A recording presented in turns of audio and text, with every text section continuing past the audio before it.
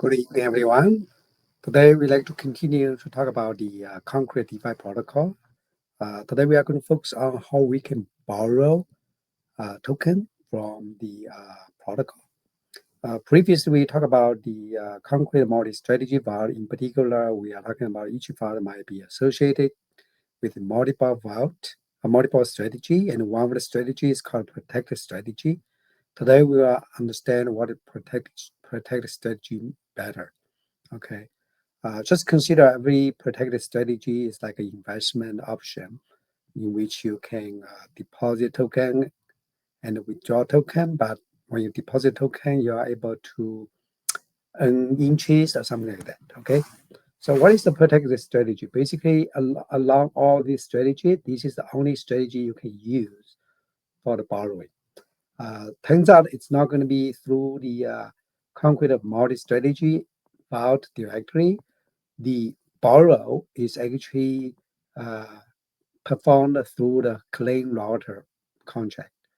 So the claim router contract might actually contact different concrete multi-strategy vault. So you can consider this is like a federated bank, okay, not just one bank, many banks federated.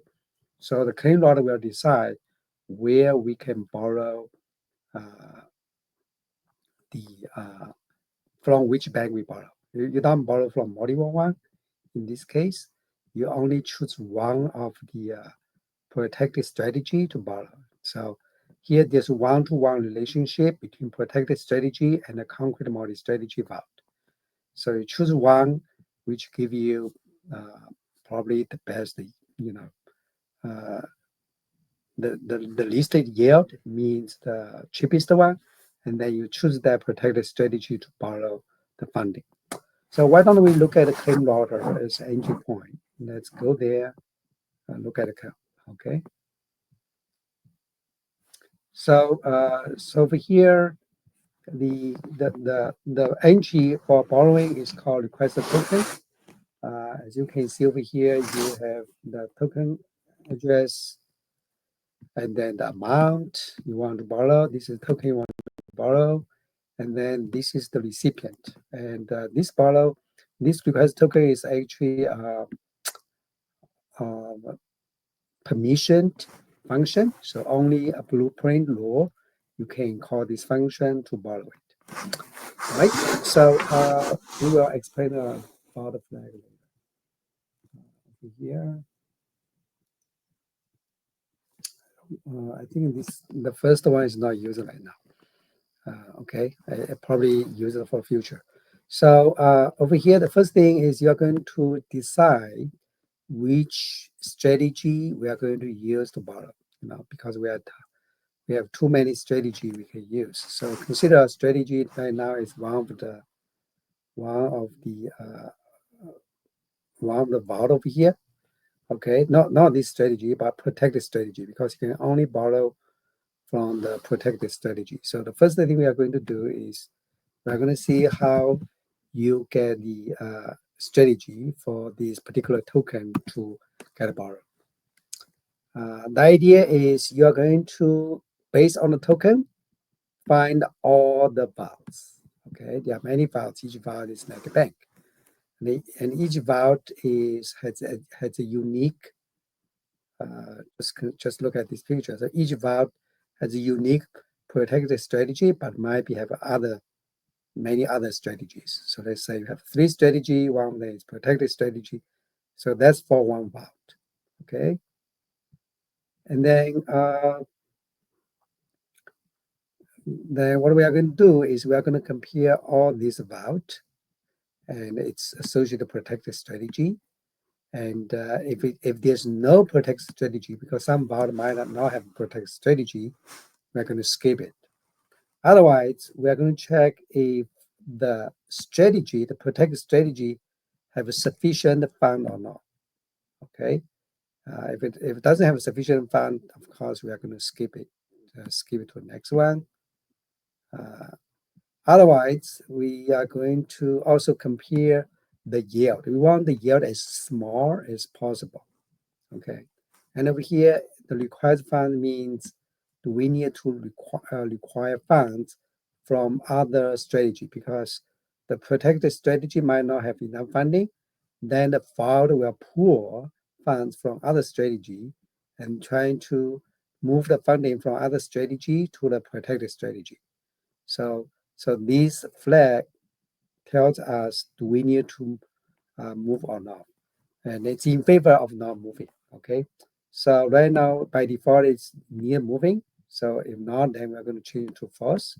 So if the protect strategy already is sufficient, then of course we don't need to move. So then we find the first solution. And the idea is once you find a solution in this category that turns this to false, then we are never going to do this again because false will never become true once it's become false. Okay, so that means you're only going to compare those solutions which always have the sufficient funding in the protection strategy. But sometimes you cannot find such a protection strategy that always have funding. So in this case, you're going to looking for the alternative in which the vault actually have enough funding. That means, yes, a single protective strategy might not have it, but add all of these strategies together, that means the vault have a sufficient funding for the borrowing. So in that case, we're going to say, we're going to choose that solution as well, that protection strategy, although it doesn't have sufficient funding. So we're going to turn this flag true to show that uh, we actually do need to pull funding from other strategies. I think initially the flag is true. So I think if you want to really save gas, this line is not needed. Okay, I think because it's never going to become. I'm sorry, this one is not needed because if you are able to reach here, then very likely it's still going to be true because once it's because false. So because of this line over here, uh, this is always going to be true. Okay. Otherwise, we already continue with the loop over here. Right. So finally, within you look through all the values, then you are going to select the best protection strategy, and then the flag that we need to pull funding from other strategy or not. All right. So let's go back to, so now we choose now by doing the first step, we know which strategy we're going to borrow the money from. And if we cannot find any, the main idea over here is if we cannot find any, then we're not going to borrow this token. We're going to borrow a second token or a third token. So this token cascade feature is pretty nice. So over here, you iterate through and looking for the next token called a token cascade I, and then but the amount will be different because different token have different price. So they are going to calculate how much amount we need for this new token, and then once we have done that, then we are going to use that amount to borrow this token. So when we borrow this token, we are going to use the protected strategy to. So over here, we still choose a new strategy for this new token and so on. If we cannot find such a protected strategy, again we are going to continue. Otherwise, we break. So that means we already find one, and then we will double check because either might break or maybe the follow will finish. So we want to double check if we already find a protection strategy. If we find it, we are going to call the protection strategies function called execute borrow claim to really follow the funding. So we call this request token, and then finally we are going to call this execute borrow claim of the protection strategy. And over here, based on the required fund or the true or false, we are going to either call request the funds or not, based on if we have sufficient funding over here. Okay, so let's look at how the execute borrow claim works. The execute borrow claim is right here, pretty short. First of all, we are going to uh, check the counterbalance of the protection strategy. If we have not enough funding over here, actually, I think we can save some. We can save some. We can use the flag to decide if we need to pour the funding or not. So I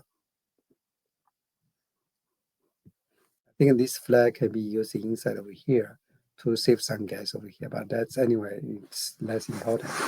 And then the borrow debt is greater than amount over here.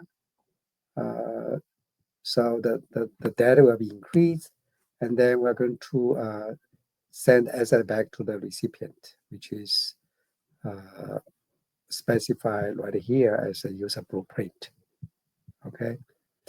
So the only function we need to explain over here is how can we request a vault over here from other strategies. So what we call is we are going to call this is simply a wrapper that calls the vault request funds function, and this function is actually calling withdraw assets of the library over here, which basically iterate through all the other strategy to pull the funding. Okay, so you calculate how much already available, which is initial availability is the balance of the asset. And then if you still more, then you're going to iterate through the all the strategy. And of course, you are going to skip the protection strategy because this is where we are going to push funding. And then we calculate how much more is still needed. And then we are going to calculate for the current strategy how much is available, and we choose the smaller one to decide the amount of withdrawal. Okay, and then we add to the accumulated. This is the total amount of funding that will be moved already. So then we withdraw from the current strategy. Okay, and then if we already have sufficient moving, then the needed amount, then we don't need to pour anymore, and then we can stop. So this is going to be the total amount of poured. This is total amount of available for the funding, right? So we go back over here,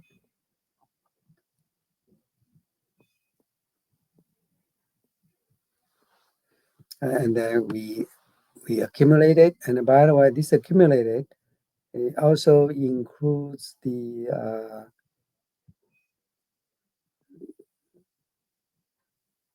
let me see. Initially, this accumulated is equal to the available assets. So this is already include the initial balance of the vault. Okay, so every time when you have additional funding pool, this will be added to the accumulated. So this accumulated is really the the the total funding that is already available in the vault. So if that's sufficient, if not sufficient, then we're going to say, sorry, it's not enough. Otherwise, we're going to deposit back to the uh, to the protect strategy. Okay, so right over here. So we request from vault, and then we are able to edit that and transfer money, so on. Okay, so that's very much how you can borrow the funding uh, from the clean water, and then clean water is going to is going to find a protected strategy, the best one, and then call execute borrow claim, and if necessary, request the funds from here. Okay, so thank you so much. Have a nice day.